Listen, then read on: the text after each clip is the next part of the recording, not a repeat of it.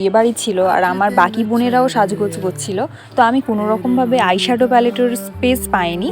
তো ওরা ওদের মতো নিজেদের মতো সাজছিল, আমি কি নিয়ে সাজবো না বুঝতে পেরে তাই ব্লাশ আর প্যালেট থেকে একটা কালার কম্বিনেশন ম্যাচ করে শাড়ির কালারের একটা আই লুক করার চেষ্টা করেছি। আমি নিজেও বুঝতে পারিনি যে লাস্ট ফিনিশিংটা এত সুন্দর আসবে।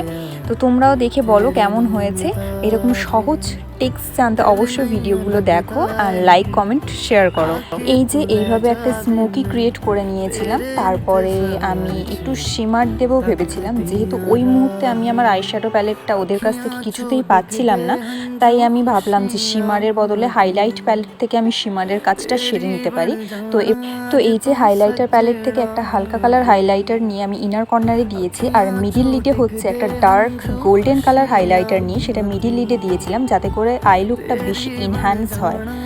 তো এখানে যেহেতু আমি আমার আইব্রোটা ভিডিওর আগে